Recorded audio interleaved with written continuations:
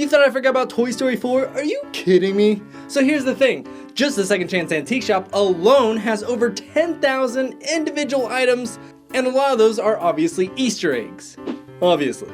So far I found over 150 Easter eggs, and that's so far. So after day and night and weeks of searching, I'm going to show you everything I found so far. And since there are so many Easter eggs, this is going to be a multi-part series, so make sure you subscribe and click the bell, ding ding ding ding, so you don't miss part 2 when it comes out. And just in case you needed another reason, check this out. As a bonus just for you, do you want to win this awesome Disney Movie Club exclusively limited supply of Toy Story 4 movie bundle? As of right now, it's sold out at Disney Movie Club's website and probably never coming back. So to enter to win this baby, find the 5 Easter eggs that I hid in this video, comment where they are, and include your Instagram name in your comment, and then follow me on Instagram, that's all you have to do, and I will randomly pick a winner. And if you are the random winner, not only will you win this brand new Toy Story treasure chest that's never been opened, but you will also get your comment featured in the second part of Everything You Missed in Toy Story 4. Alright, you don't have to wait any longer. It's time for Everything You Missed in Disney.Pixar's Toy Story 4.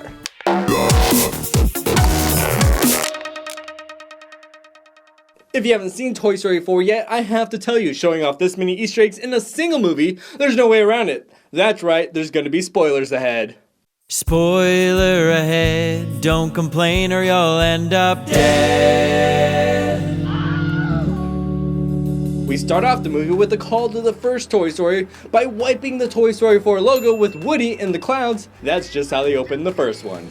You could probably throw a dart anywhere in the movie and probably hit an Easter egg. I finished kindergarten! And Bonnie just finished orientation for kindergarten, so let's start off on the open road. The first stop on the trip is a gas station. Now this wouldn't be a very exciting first stop except for the fact that it's a Dynaco gas station, just like in Toy Story and Cars and all the other Pixar movies. And the RV they're driving is a Tri-County RV. Tri-County is notorious for being in Pixar films. Al's Toy Barn is located in the Tri-County area.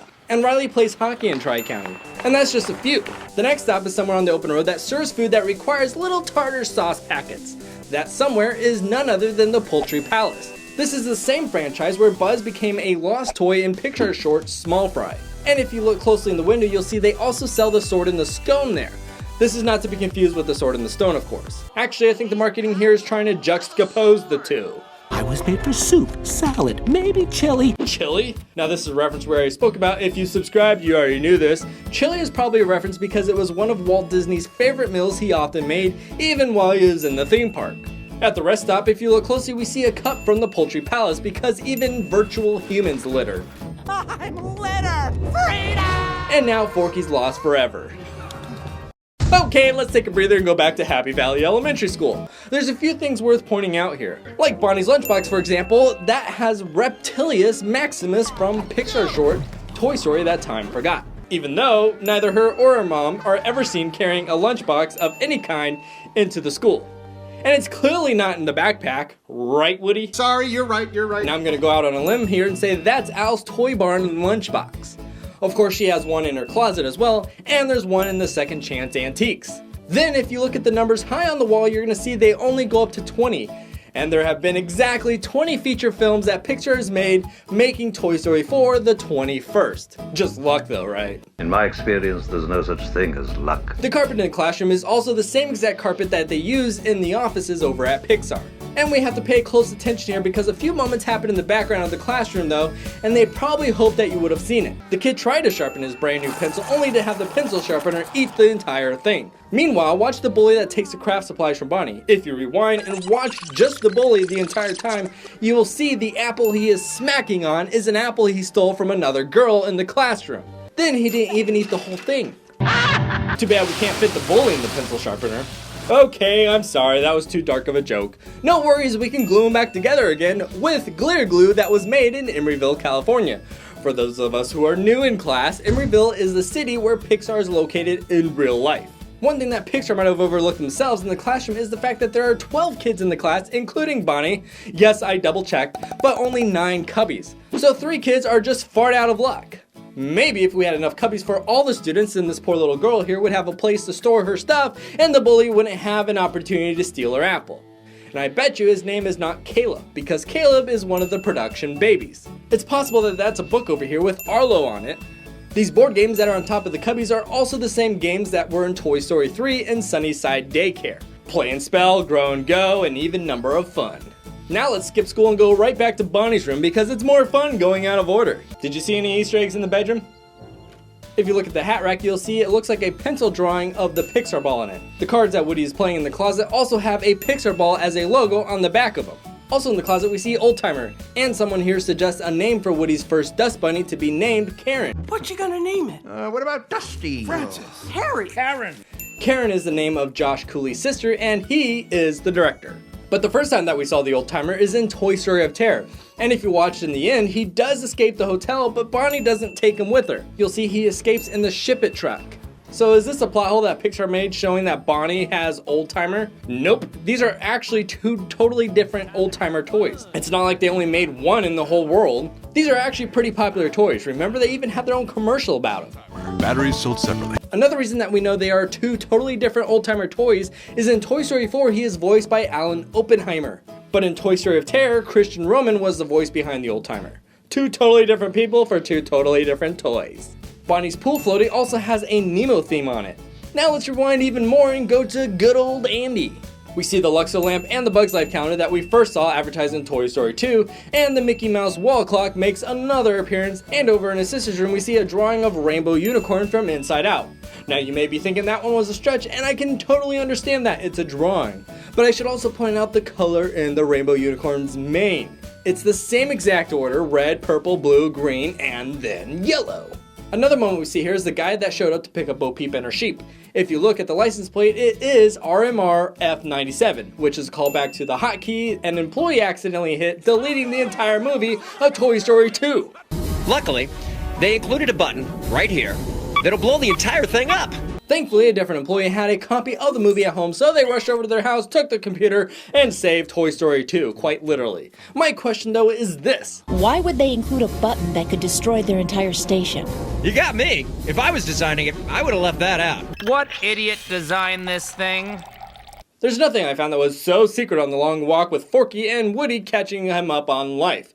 So let's jump ahead to the town of Grand Bassin. The town is established in 1886, and even though Grand Bassin isn't really a town, there is a Great Bassin National Park, and it was established in 1986, not exactly 1886, but Pixar was also founded in 1986, not 1886. So Easter egg? Now I'm personally going to say yes, so I can count it as an Easter egg. Another Easter egg though that supports the idea of 86 in 1886 being Pixar is Second Chance Antiques. When Woody is walking up to the shop because he spotted Bo Peep's lamp, we have a moment to see the address hidden in the dark.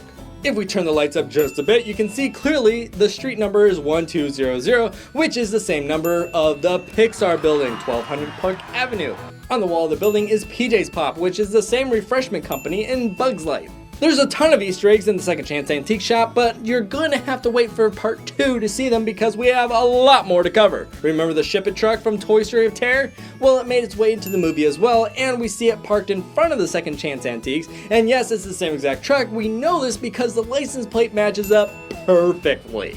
So keep your eyes peeled in the movie for these toys that escape Toy Story of Terror, but one detail that Pixar seemed to overlook is the sign. Grandma puts it out in front of the store to the left of the door, but later on in the movie we see it made its way to the right side of the door. Okay, bye for now, Antique Shop. Bye-bye. Let's hop on over to the RV park in Grand Bassin because Bonnie's family parked over there. And if you look at the RV park next to them, it's made by Boundin', which is the Pixar short about a lamb with a wise jackalope.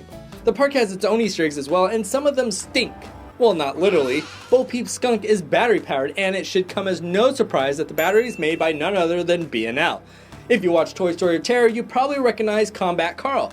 But he's not the full-size Combat Carl, he's Combat Carl Jr. Now it is possible that it's the same Combat Carl we saw from Toy Story of Terror, but if that's the case, he has new scuff marks on the back of his head because they were clearly not there in the other movie. One thing that's Carl's is the grape soda cap. That is obviously a reference to Up.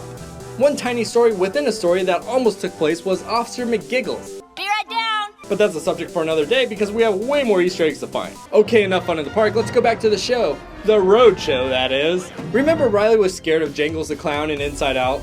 Well, if you look closely, you will see the carnival is using Jingles as a mascot on all their products. One of the best Easter eggs to find in Pixar movies is the famous Pizza Planet truck.